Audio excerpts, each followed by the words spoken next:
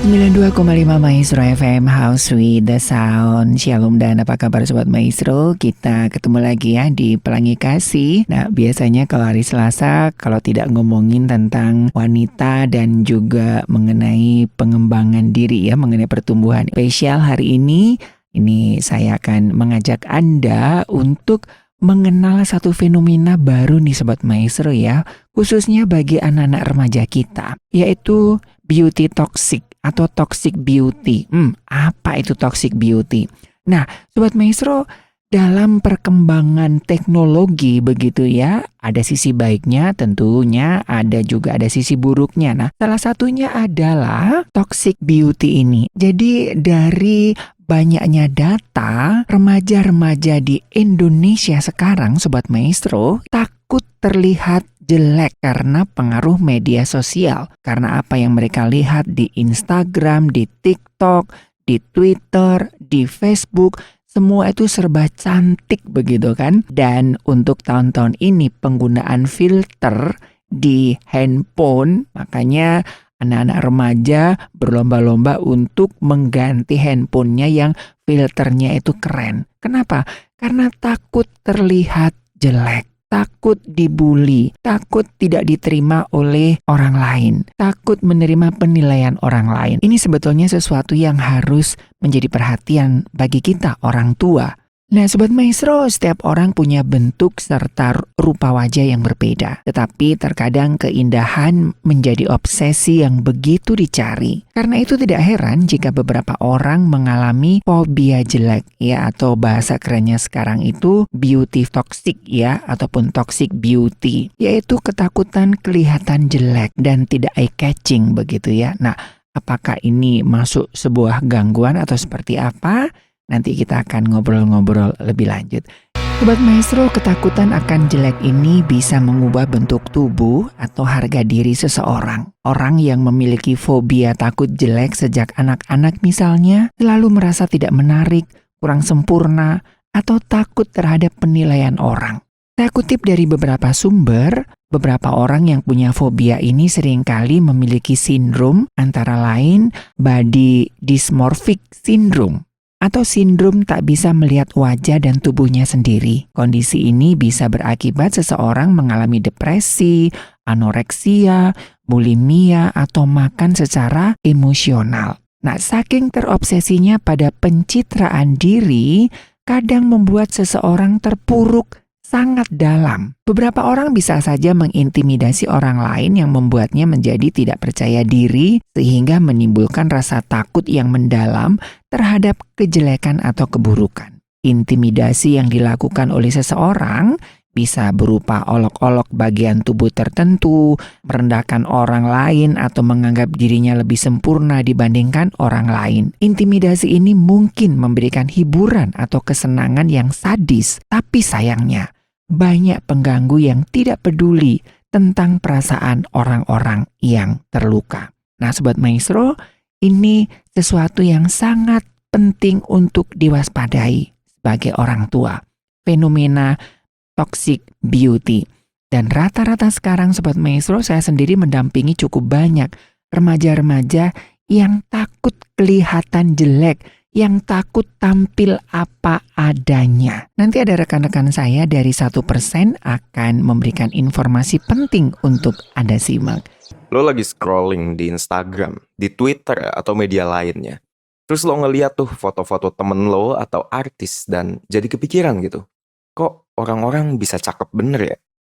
Ya oke aja sebenarnya kalau cuman sekali, 2 kali lo pikirin. Terus udah gitu. Tapi kalau hampir tiap hari lo mikirin itu, sampai lo ngerasa, kok gue gak secakep orang-orang ini sih? Kok gue jelek dibandingin sama mereka?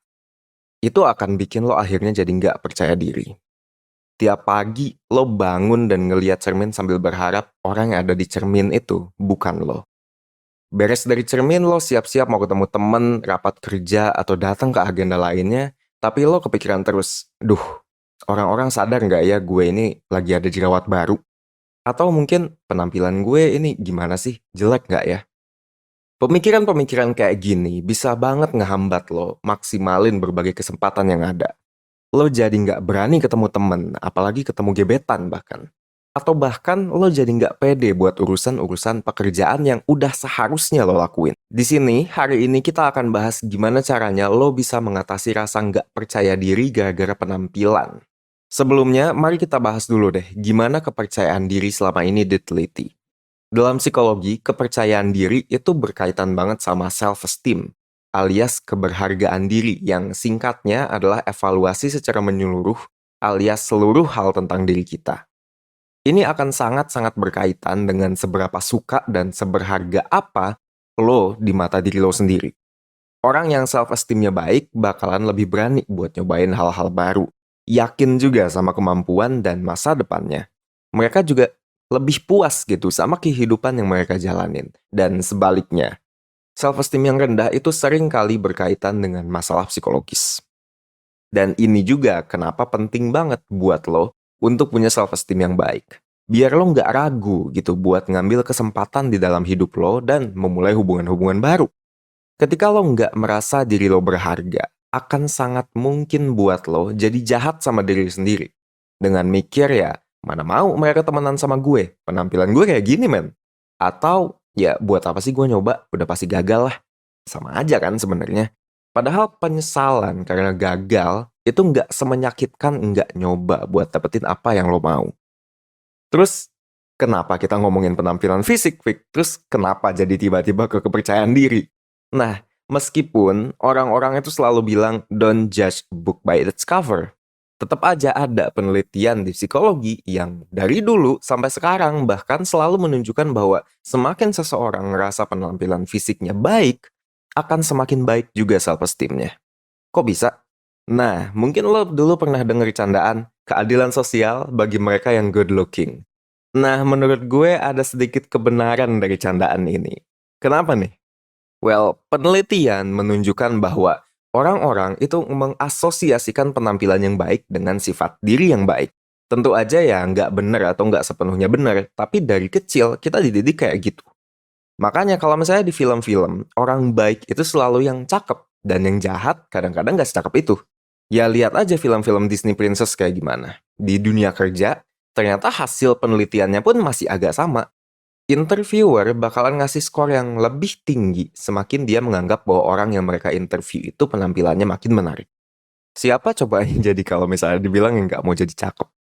Nah, dari tadi, ngomongin penampilan yang menarik alias cantik kalau perempuan dan ganteng kalau laki-laki, emang penampilan yang menarik itu menurut sains gimana sih sebenarnya? Nah, kalau menurut para ahli sendiri sebenarnya masih berdebat. Kayak lo dan teman-teman lo berdebat cakepan Raisya atau Isyana gitu, atau lebih cakep Jungkook atau Harry Styles. Ilmuwan-ilmuwan di psikologi evolusi itu percaya bahwa ketertarikan fisik itu berkaitan dengan kualitas biologis, kayak kesehatan. Kenapa ya? Karena basically itu akan menentukan kesehatan keturunannya nanti. Di ilmu sosial, tapi pengaruh-pengaruh eksternal kayak media dan industri itu lebih ditekankan. Jadi apa yang televisi bilang cantik, itulah yang masyarakat anggap cantik. Kita juga bisa ngelihat ke model-model fashion gitu buat menentukan siapa yang lebih ganteng, siapa yang lebih cantik. Kalau misalnya kata ilmu sosial kayak gitu. Makanya kalau misalnya dulu yang dianggap cakep itu adalah orang-orang yang kayak bule gitu. Karena dulu kita ke-expose sama hal-hal yang kayak begitu. Ya kalau misalnya lo mungkin masih ingat kayak Roger Danuarta, itu kan kayak ikonnya cowok ganteng Indonesia dulu, kayak gitu ya. Tapi sekarang nggak lagi. Ya kenapa? Karena yang udah ada di TV, yang udah ada di media, sekarang makin beragam. Selebriti kulit hitam itu udah banyak, K-pop juga makin booming, dan kita akhirnya menentukan keindahan. Dan akhirnya kita jadi lebih mudah untuk menemukan keindahan di hal-hal tersebut. Nah, jadi buat lo yang nggak pede sama penampilan fisik lo, apa yang sebenarnya lo bisa pelajarin dari itu? Yang pertama dan utama adalah please bener nih, please banget punya target penampilan fisik yang realistis. Kenapa? Karena banyak banget penampilan fisik yang nggak bisa lo ubah. Terutama yang berkaitan sama genetik, tinggi badan, warna kulit. Kalau itu mau gimana lagi lah, ya sudah. Bahkan ya berat badan dan jerawatan itu walau sepenuhnya nggak ditentuin sama genetik, tapi tetap aja itu ada pengaruhnya. Ya bisa aja sih lo ngubah genetik lo kalau misalnya lo punya mesin waktu buat mencegah ibu bapak lo berhubungan. Ya, tapi ya udahlah kalau misalnya itu. Dan lagi pula nih ya, Lo nggak perlu secakep Chelsea Islan juga gitu loh, kalau cuman buat jadi menarik. Karena ada yang namanya matching phenomenon, sebuah tendensi buat orang-orang untuk milih teman dan pasangan yang menurut mereka tingkat keatraktifannya, tingkat kemenarikannya itu tuh setara sama mereka. Ya intinya sih punya teman yang terlalu cakep atau punya pasangan yang terlalu cakep, yang terlalu out of your league, itu juga akan membuat lo insecure pada akhirnya. Jadi ya udahlah. Itu yang pertama. Yang kedua, kalau misalnya lo ngerasa jelek, ubah penampilan lo. Emang bisa? Ya bisa. Kalau misalnya mau cepet, tinggal operasi plastik. Tapi nggak harus juga. Mulai aja dari yang realistis, kayak makan dengan gizi seimbang, olahraga yang tidur dan cukup, mandi yang rajin, jangan lewat gitu. Cuci muka pakai sabun muka, jangan pakai sabun colek. Usahain juga skincarean. Nggak mahal, sumpah. Banyak sheet mask bagus kok, 10 ribuan doang. Dan jangan lupa juga explore fashion. Lo bakalan kaget banget, lo bisa sebenarnya menemukan bahwa lo bisa jauh lebih cakep dengan gaya rambut atau warna baju yang beda dibandingin yang lo punya sekarang. Dan semua itu lo nggak harus keluarin banyak duit. Asal lo pinter aja mix and match dan lihat apa yang sebenarnya benar-benar cocok buat badan lo sekarang. Nah itu yang kedua. Nih yang terakhir dan yang terpenting, lo harus sadar bahwa kualitas diri lo nggak bisa didefinisiin dari penampilan fisik. Masih banyak banget faktor lain, pendidikan, bakat khusus yang akan ngaruh ke self-esteem lo. Atau mungkin lo orangnya alim gitu dan dinilai baik sama orang sekitar. Penting buat lo tahu apa yang penting untuk hidup lo. Biar lo bisa fokus buat ningkatin pencapaian lo dalam hal tersebut aja. Ini beneran, fisik itu penting, tapi nggak sepenting apa yang lo emang jalanin di dalam kehidupan lo. Contoh yang paling sederhana, menurut lo Hotman Paris itu ganteng nggak? Tapi kalau misalnya ditanya Hotman Paris keren nggak? Ya itu pasti orang akan beda banget gitu jawabannya. Dan ya pada akhirnya, meskipun lo udah secakep apapun, kalau misalnya lo nggak pede, ya percuma aja. Sebaliknya, kalau misalnya lo udah pede, yakin deh, orang-orang bakalan ngasih pandangan yang lebih baik sama lo. Mereka juga akan meninggalkan kesan yang positif.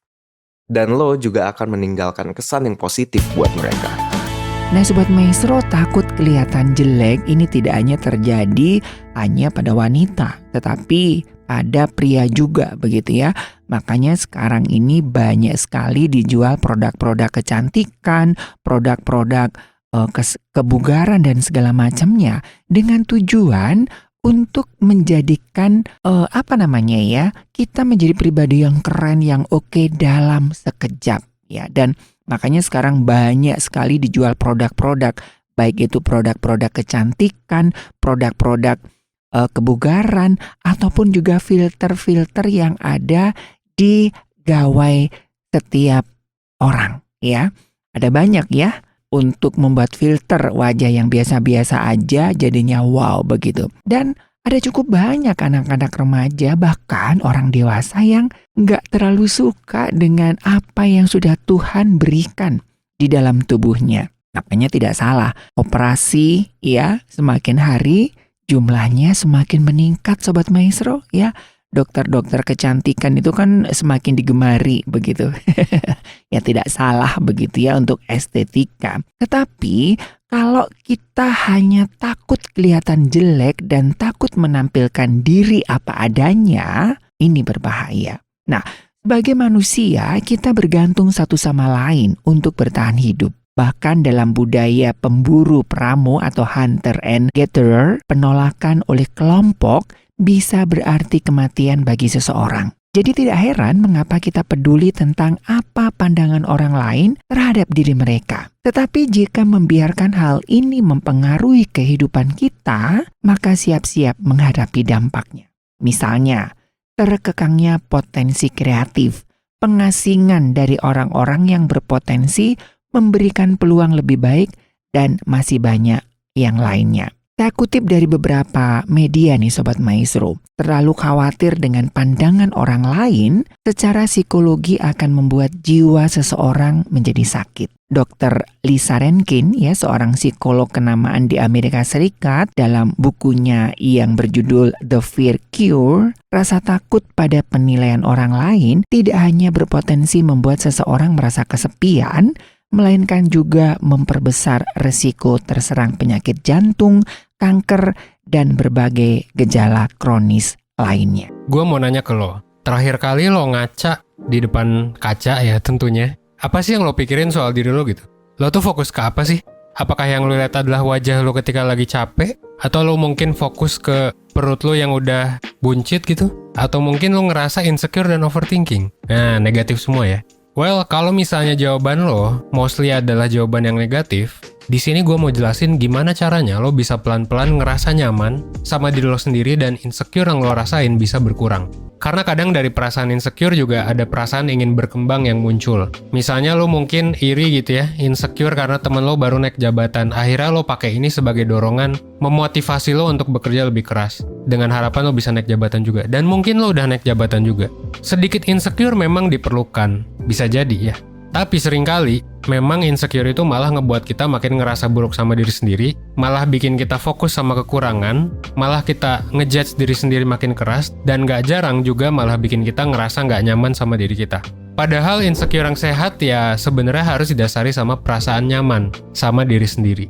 Nah terus gimana sih caranya biar kita bisa ngerasa nyaman sama diri sendiri? Well, sebenarnya caranya ada banyak banget. Kalau kita lihat dari salah satu benchmark kita ya, dari salah satu life coach, cara yang bisa kita lakuin adalah dengan mendengarkan apa yang tubuh kita butuhkan. Nah, menurut gue ini salah satu saran yang ya bisa dibilang oke. Kenapa? Karena seringkali kita kan ngejar sesuatu yang ngorbanin tubuh. Padahal sebenarnya gimana tubuh kita bereaksi terhadap sesuatu itu beda-beda. Jadi kita perlu banget buat ngenalin, dengerin, dan memahami gimana tubuh kita bekerja. Contohnya misal, lo emang kurang tidur, lo butuh istirahat, badan lo lagi capek banget misalnya ya.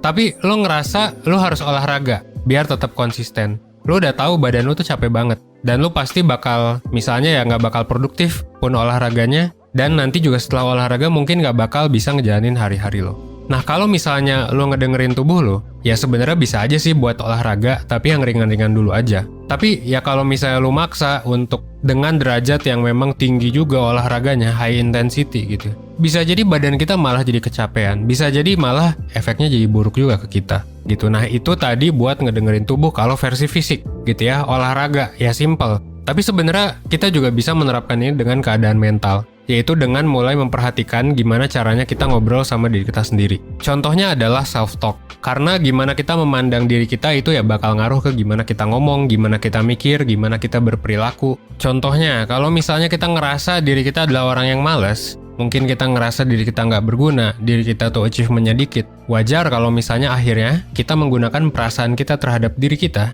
jadi alasan buat kita nggak ngapa-ngapain. Dan akhirnya milih buat nggak ngapa-ngapain, milih untuk rebahan. So that's why ya gue saranin sih untuk lo untuk mulai ngecek gimana cara buat kita ngobrol sama diri kita sendiri. Kebanyakan negatifnya atau kebanyakan ngejatuhinnya, atau justru lo lebih banyak menghukum diri sendiri gitu, bukannya mengapresiasi diri. Nah ini sebenarnya adalah hal yang bisa dibilang bahaya ya gitu. Dan bisa dibilang juga nggak mudah buat mengubah self-talk kita. Apa harus langsung jadi pede gitu atau super positif? Ya nggak juga sih ya. Atau mungkin kita jadi denial, ngerasa bahwa diri kita nggak ada negatifnya, ya nggak gitu juga sih. Tapi kita bisa pelan-pelan buat mengubah dari yang negatif ini jadi positif, tapi tetap realistis. Misalnya, caranya adalah dengan lu misal cerita ke orang, gitu. Lu mulai terbuka sama orang, atau lu mungkin mulai pergi ke profesional, misalnya mentor 1%. Supaya apa? Supaya lo lebih paham gimana lo memandang diri lo sendiri, gimana ngebangun self-talk yang positif, dan lain sebagainya. Nah, idealnya gini, ketika lo udah mulai bisa ngedengerin tubuh lo, ngedengerin diri lo sendiri, gitu ya, sekarang tuh lagi kayak gimana sih, lagi negatif atau enggak, dan fokus apa sih yang tubuh lo rasain, kemungkinan besar, insecure dan overthinking kita bakal berkurang. Kenapa? Karena ya ini juga yang namanya konsep meditasi ya, konsep mindfulness, di mana kita sebenarnya aware sama apa yang terjadi sama diri kita. Dan gak setiap hari kita memang harus kerja. Gue pribadi kerja, ya paling sehari yang kerja kerasnya gue 2-3 jam. Serius banget. Abis itu sisanya ngapain? Ya sisanya istirahat, sisanya kerja yang administratif, sisanya kerja manajerial. Jadi kayak memang gue coba bagi-bagi semua itu berdasarkan kebutuhan tubuh gue juga. Kalau memang gue lagi capek ya gue nggak berusaha untuk kerja gitu, kecuali memang urgent banget ya atau memang deadline banget. Tapi kan nggak setiap saat kita kayak gitu. Jadi memang kita harus mulai dengerin tubuh kita dan harus mulai paham kalau tubuh kita itu ya memang butuh didengerin dan biasanya bakal nyediain apa yang kita butuhin. Tapi kadang orang-orang juga salah nangkep sih ketika kita bilang dengerin tubuh kita gitu. Kayak banyak yang berpikir mendengarkan tubuh kita berarti ya kita bisa malas-malasan terus. Karena tubuh kita merasa nyaman, merasa enak dengan kita memang istirahat terus-terusan, rebahan terus-terusan. Atau mungkin self-healing gitu ya, buang-buang uang dan lain sebagainya sampai mungkin butuh waktu sekitar 6 bulan misalnya. Soal healing tadi gitu, sebenarnya kita bisa nggak sih ngelakuin berbagai macam hal gitu ya dengan dalih mengikuti tubuh kita. Gue udah pernah bahas ya sebenarnya kenapa healing 6 bulan itu gue kurang pro dengan itu gitu ya. Dan menurut gue meskipun itu bisa ngebuat kita lebih senang dan lebih baik, ya itu nggak nyelesain masalah. Karena pada akhirnya ya masalahnya nggak selesai, tapi kita malah kabur gitu ya untuk melakukan hal lain. Kita melepas tanggung jawab kita lah ibaratnya buat nyelesain masalah yang muncul. That's why di sini gue mau ngenalin sebuah konsep yang namanya adalah personal accountability. Konsep ini sebenarnya mirip sama gimana caranya kita bertanggung jawab sama diri kita sendiri. Kita bertanggung jawab sama seluruh perkataan dan perilaku yang kita lakuin. Basically konsepnya gitu. Personal accountability di sini bukan berarti lu perlu bertanggung jawab dengan lu ngehukum diri sendiri ketika lu salah. Tapi balik lagi sebenarnya ke alasan lu melakukan ini tuh kenapa dan buat siapa. Gitu, dan nanti hasilnya gimana sebenarnya setelah lu ngelakuin ini. Kita pakai salah satu contoh buat konsisten olahraga. Kita bisa sih tetap konsisten olahraga tanpa sebenarnya maksain dan terlalu keras sama diri kita sendiri. Kita bisa mulai misalnya dengan nyusun jadwal untuk diri kita sendiri dan nyesuaiin sama kebutuhan dan kemampuan kita saat ini. Dan sekarang kalau misalnya lu baru sanggup ya lari misalnya baru 2-3 kilo lah gitu seminggu, ya nggak masalah. Ketika kita lagi kecapean banget dan cuma sanggup yoga 20 menit ya nggak apa-apa juga. Yang penting nanti ditingkatin aja ya sedikit demi sedikit. Kalau misalnya memang lo punya target. Nah, personal accountability ini bisa ngebantu lo buat paham garis tengah dari segala hal yang lo lakuin. Lo bisa tetap konsisten tapi di saat bersamaan yang nggak maksain dan jadinya nggak ngasih dampak negatif buat diri lo sendiri. Bisa jadi ini butuh waktu dan progres ya untuk bisa nemuin jalan tengah. Karena kadang-kadang ya kita terjebak di antara entah kita jadi nggak produktif atau kita jadi yang namanya toxic productivity. Tapi bukan berarti kita nggak bisa sama sekali, atau berarti kita ngelewatin semua ini sendirian gitu, ketika kita memang butuh bantuan. Sobat Maestro, social anxiety disorder ya, ini salah satu gangguan kecemasan sosial karena takut dianggap jelek dan sebagainya macamnya ya. Ini adalah rasa takut dan cemas diberi penilaian buruk, dianggap remeh atau bahkan tidak diterima dalam berbagai situasi sosial. Dasar dari gangguan kecemasan sosial atau fobia sosial ini adalah ketakutan akan diamati, dinilai oleh mata publik, atau mempermalukan diri sendiri di depan umum. Rasa takut bisa muncul karena berpikir bahwa orang akan berpikir buruk tentang diri Anda. Selain itu, ada rasa khawatir bahwa Anda tidak akan tampil atau bekerja sebaik yang diharapkan atau setara dengan orang lain. Hal ini menyebabkan seseorang berusaha sebisa mungkin menghindari berbagai situasi sosial. Namun saat Anda tidak berhasil menghindarinya, maka muncul rasa cemas dan stres berlebihan. Nah, biasanya orang yang mengalami jenis gangguan kecemasan ini akan menunjukkan gejala-gejala fisik tertentu. Sebenarnya Anda mungkin menyadari perasaan cemas dan takut yang muncul terlalu berlebihan. Akan tetapi kita tidak tahu bagaimana cara mengatasinya. Masalah utama kamu adalah kamu nggak bisa berhenti mikirin apa yang orang lain pikir soal kamu. Misalnya, lagi ngampus, tiba-tiba teman ada yang ngomentarin pakaian yang lagi kamu kenain. Lo kayak nggak pernah ganti baju pakai baju itu mulu. Nah, karena lo pada dasarnya orang yang nggak bisa berhenti mikirin apa yang orang lain pikir soal kamu, jadi secara nggak langsung kamu jadi kepikiran terus. Hari ini, besok, dan lusa seterusnya. Emang iya ya, aku pakai baju ini terus emang? Wah, jangan-jangan selama ini orang-orang ngira baju lo itu sedikit doang lagi. Padahal ya sebenarnya kalau misalnya dipikir, mungkin aja emang karena kamu ketemu sama teman kamu itu sendiri seminggu sekali, dan di hari itu kamu kebetulan lagi pakai baju yang sama minggu yang lalu. Atau contoh yang lain, kamu kenalan sama orang baru, terus mikir, dia mau nggak ya temenan sama aku? Dia nganggap aku freak nggak ya? Rambut aku cukup kece nggak sih buat kenalan sama orang baru? Dan kecemasan-kecemasan lainnya. Apa kamu kayak gitu? Susah banget buat bodo amat dengan komentar orang lain. Setelah ini kamu akan belajar tips-tips supaya kamu bisa berhenti mengkhawatirkan apa yang orang lain pikirin soal kamu. So, kenapa manusia sebenarnya hobi banget mencemaskan apa yang orang lain pikirin soal dirinya? Nah, ini karena sejatinya manusia itu adalah makhluk sosial. Terus kenapa, Fik? Kalau misalnya manusia itu makhluk sosial? Nah, makhluk sosial itu hasrat untuk berbaur dan diterima masyarakatnya emang tinggi. Nah, bagaimanapun juga manusia kan emang butuh orang lain untuk bertahan hidup. Jadi emang at some point mempertimbangkan pandangan dari orang lain itu wajar banget. Bahkan dalam beberapa kesempatan, kamu butuh feedback dari orang lain buat berkembang. Nah, akan tetapi, berusaha memedulikan perkataan orang lain terlalu berlebihan, itu nggak baik banget buat kamu. Terutama buat kesehatan mental kamu. Terlalu terikat, mikirin pendapat orang lain bisa ngebuat kamu kehilangan jati diri. Jadi labil, dan nggak jujur jadinya sama diri sendiri. Kamu butuhnya X, tapi orang lain mengharapnya Y. Jadinya kamu ke Y. Kamu butuh belajar buat ujian, tapi semua orang teman-teman kamu berharap kamu nongkrong. Jadinya apa? Kamu nongkrong. Jadi kamu harus tetap berusaha maintain kecemasan kamu tersebut dalam batas yang wajar.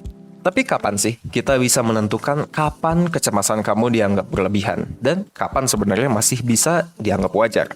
Jadi gini, sebenarnya mikirin feedback atau kritik yang dilontarkan oleh orang lain itu wajar. Terutama kalau misalnya feedback tersebut punya impact buat orang lain. Asalkan feedback dan kritik tersebut sifatnya membangun. Misalnya, teman kamu ngingetin kamu untuk nggak motong lawan bicara ketika ngomong. Ya, kamu harus dengerin kalau misalnya kayak gitu. Kamu patut menerima kritik tersebut supaya kamu bisa jadi orang yang lebih baik. Kalau nggak membangun dan cuman berniat buat julidin kamu, nggak usah didengerin. Sebaliknya, kecemasan kamu dianggap nggak wajar kalau misalnya opini orang udah mulai menggoyahkan pendirian dan keinginan kamu yang sebenarnya. Seperti yang udah aku singgung tadi, mungkin kamu jadi labil, kehilangan jati diri. Kalau misalnya udah sampai mengalami hal tersebut, ada baiknya untuk tarik napas panjang, buang secara perlahan, dan bilang ke diri kamu sendiri, kamu hidup bukan untuk memuaskan orang lain. This is your life, not theirs. Kamu berhak untuk bereksperimen, berhak untuk melakukan hal-hal yang kamu suka dan percaya, meskipun nggak dianggap konvensional sama orang lain. Gimana caranya buat mengontrol alam pikir kita? Buat bersikap bodoh amat terhadap pendapat orang lain. Nah, ini adalah tips-tipsnya. Yang pertama, kita harus mulai dari dasar banget, ubah mindset kamu. Selama ini, mungkin kamu terlalu fokus sama apa yang orang lain pikir soal kamu. Tapi kamu lupa bahwa mungkin mereka juga sedang memikirkan apa yang sedang kamu pikirin. Misalnya contoh yang tadi udah aku sebutin. Kamu suka insecure saat kenalan sama orang baru. Kamu takut mereka mikir aneh-aneh tentang kamu. Tapi ketahuilah juga bahwa bisa jadi dan most likely mereka juga memikirkan hal yang sama soal kamu. Mereka juga punya kecemasan. Mungkin mereka juga mikir apakah ini orang mau temenan sama gue. Dan yang kamu harus pikirin banget untuk benar-benar masukin mindset ini ke kepala kamu adalah kamu itu nggak spesial. Orang lain juga nggak spesial. Maksudnya kayak gini, ketika kamu ngerasa insecure, ketika kamu ngerasa, apakah gue cukup? Apakah ini orang mau sama gue? Ada kemungkinan juga mereka memikirkan hal yang sama. Karena pada akhirnya, semua manusia itu nggak ada yang benar-benar berbeda banget. Emang semua manusia itu unik. Tapi, di dalam pikiran, kita itu sebenarnya nggak seunik itu. Lihat aja di sekitar kamu, berapa orang sih yang cara hidupnya itu benar-benar beda sama kamu? Nggak banyak, oke? Jadi stay positif aja, jangan mikir aneh-aneh dulu. Kontrol emosi dan pikiran kamu. Itu tips yang pertama. Yang kedua, sadarilah bahwa kamu ini cuman angin lalu.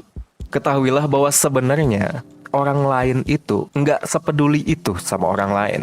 Mungkin mereka notice gitu tingkah laku atau kesalahan kamu selama beberapa saat. Itu pun nggak pasti sebenarnya. Tapi pada akhirnya mereka bakalan lupa juga. Lihat aja temen kamu yang dulu digosipin selingkuh lah, bau ketek, segala macam. Sekarang emangnya orang masih ngomongin? I don't think so. Gosip itu sifatnya sementara. Percaya deh, ntar omongan-omongan nggak enak itu akan hilang dengan sendirinya. Dan pada akhirnya orang akan lebih notice juga sama diri mereka sendiri. Dan yang nomor 3 adalah kenali diri kamu lebih dalam. Sebenarnya apa cita-cita kamu? Apa yang pengen kamu capai? Apa kegiatan yang paling kamu suka? Apa yang kamu inginkan? Apa yang kamu suka? Dan yang paling penting kamu juga harus sadar, apakah keputusan-keputusan yang kamu buat selama ini Kamu pilih untuk mengimpress orang lain atau emang karena kamu benar-benar mau? Coba deh, kenali diri kamu lebih dalam. Banyak caranya, bisa isi tes online, itu juga bisa asal terpercaya sumbernya. Ngobrol sama psikolog, ngobrol sama mentor, ngobrol sama temen, tanya sama diri mereka. Kayak, sebenarnya gue itu di mata lo itu kayak gimana sih? Dan setelah itu kamu akan menemukan diri kamu di sebuah kondisi yang sangat unik. Dimana kamu melakukan semua hal yang kamu pengen, itu karena emang kamu yang pengen. Bukan karena tuntutan teman, bukan karena tuntutan pacar, bukan karena tuntutan orang tua bahkan. Karena kamu tahu, inilah jalan kamu. Sejatinya kamu emang gak pernah akan bisa memuaskan semua orang. Bahkan memuaskan sedikit orang pun bisa jadi mustahil. Jadi, buat apa kamu ngikutin mereka 100% juga? Itu yang ketiga. Dan yang keempat, be independent. Aku tahu ini akan pahit. Tapi pada kenyataannya, gak semua orang bakalan suka sama kamu. Apapun yang kamu lakukan. Entah kamu baik banget, entah kamu jahat banget. Ya, kalau jahat, pastilah banyak yang gak suka sama kamu. Tapi sebaik apapun kamu, pasti ada orang yang akan gak suka sama kamu. Dan kenyataan tersebut, kebanyakan emang di luar sama kontrol kamu. Tapi berita baiknya, gak ada satupun manusia yang bakal disukain sama semua orang juga. Again, you're not special. Everybody's not really that special. Sejatinya, nggak ada manusia yang sempurna. Sebaik apapun kamu bertindak, pasti aja akan ada orang yang nggak cocok sama kamu. Jadi, kemanapun kamu pergi, kamu harus ingat. Diri kamu sendirilah tempat kamu pulang. Kamu nggak bisa selalu mengandalkan orang lain. Nah, karena itulah, kamu nggak perlu pusing-pusing mikirin apa yang mereka pikirin soal kamu. What they think don't matter. What you think do. Kalau kata Dr. Seuss, those who mind don't matter, and those who matter don't mind. Nah, oke. Ini tips yang terakhir. Do your best. Meskipun kamu harus menjadi otentik dan mengikuti kata hati, kamu tetap nggak boleh egois, kamu nggak boleh apatis. Kamu harus tetap menghargai opini orang lain yang berbeda. Kamu harus menanamkan nilai toleransi juga dan mendengarkan feedback positif yang orang lain berikan buat kamu. Feedback negatif juga. Kamu harus berusaha menampilkan yang terbaik dari diri kamu. Terbaik dari diri kamu sendiri, bukan terbaik atas dasar orang lain. Dengan gitu, nggak akan ada penyesalan apabila kamu udah mencoba semampu yang kamu bisa.